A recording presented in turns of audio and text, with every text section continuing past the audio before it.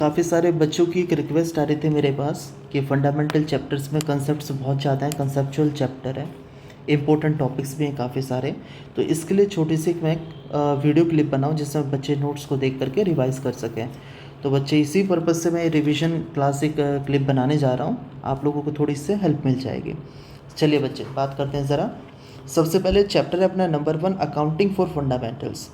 इसके अंदर पहले बेसिक पार्टनरशिप की बात करते हैं, डेफिनेशन सेक्शंस कुछ, पार्टनरशिप डीड एंड कैरेक्टरिस्टिक्स। सबसे पहली बात की डेफिनेशन जो है पार्टनरशिप की वो कवर है section 4 of Indian partnership act 1932। बच्चे सेक्शन याद रखना पड़ेगा आपको, सेक्शन 4 इंडियन पार्टनरशिप एक्ट 1932।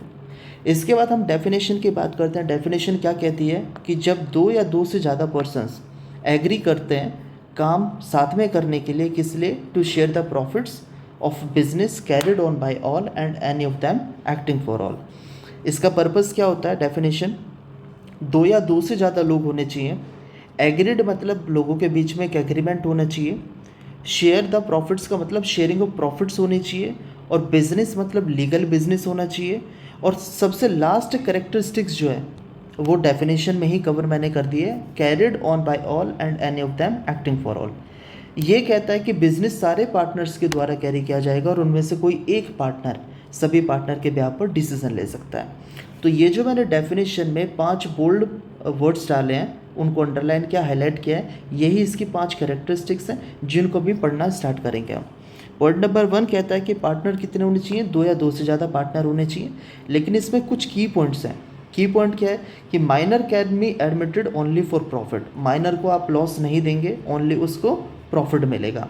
लेकिन पार्टनरशिप में किसी भी माइनर को जब वो 18+ हो जाता है तो 6 महीने बीत जाने के बाद उसके पास 2 ऑप्शन होते हैं, चाहे तो बिजनेस में कंटिन्यू करें, चाहे वो रिफ्यूज़ कर दें। अगर वो माइनर पार्टनर कंटिन्यू करता है 6 महीने बाद भी, तो वो सारी लायबिलिटीज़ के लिए लाइबल हो जाएगा। ठीक है।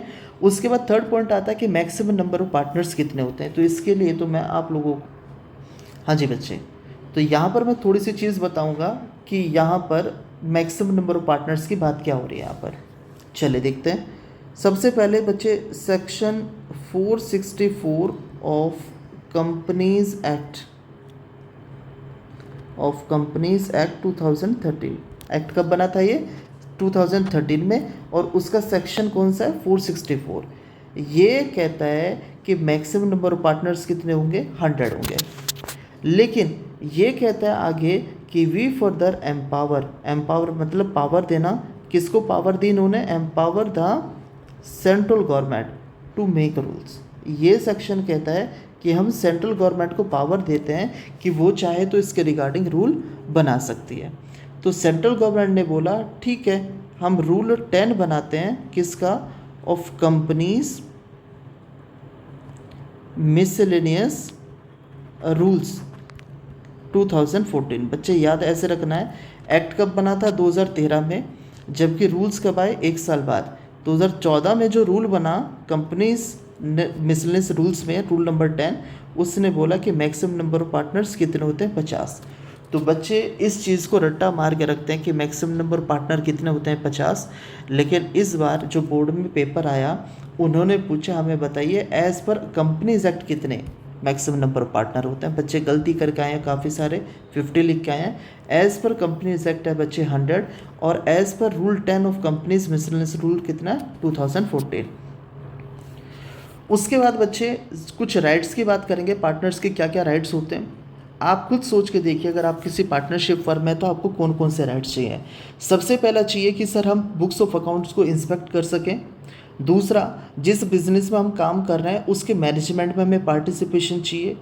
तीसरा, right to share profits and losses चाहिए हमें, and right to take decision regarding business. ये 4 पार्टनर्स के कुछ राइट्स होते हैं। इसके अलावा भी राइट्स हो सकते हैं, मैंने छोटे छोटे मेनली कवर किए हैं। उसके बाद लायबिलिटीज़ ऑफ पार्टनर्स की बात करेंगे।